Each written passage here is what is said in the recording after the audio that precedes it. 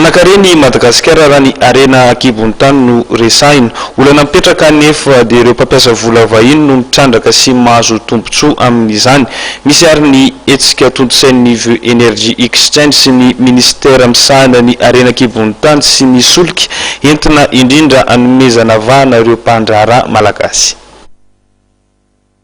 Manakarena tokoa Madagasikara raha resaka arena akibon'ny tany no resahana. Isan'ny olana mipetraka nefa dia matetika ireo mpampiasa vola vahiny no mitrandraka sy migoka ireo tombontsoa azo avy amin'izany. Ny hanome vahana ireo mpandraharaha raha toe-karena eto toerana, isan'ny matomatesana izany mandritra ilay hetsika mikasika ny arena akibon'ny tany sy ny solika na ny Salon International des Mines et du Pétrole izay tontosain'ny Vue Energy Exchange sy ny ministera misahana ny arena akibon'ny tany sy ny solika ny 13 hatramin'ny 15 septambra ho avy izao etsy amin'ny CCI Vato. Manokana ireo mpandraharaha majinika eto Madagasikara mba hampisehoana zavatra ananany eto Madagasikara, zavatra vita eto Madagasikara ka tsy natao hoe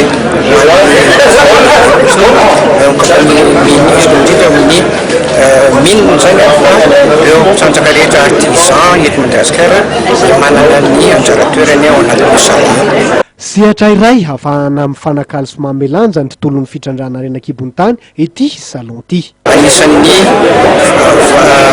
lalana iray ahafahantsika mampalala ny mpandraharaha rehetra na any ivelany eto Madagasikara ny zava-misy eto Madagasikara na ny inona ny fepetra rehetra apetraka eto Madagasikara ho an'ny mpandraharaha inona koa zava-misy eto Madagasikara na indrindra minina tsika iaraha-malala fa hoe malaza fa betsaka ny minere na ny vato soa sy ny vato azo trandrahana eto Madagasikara ao na fomba reny izavy ny efa misy eto inavy ny zavatra ny rafitra misy eto.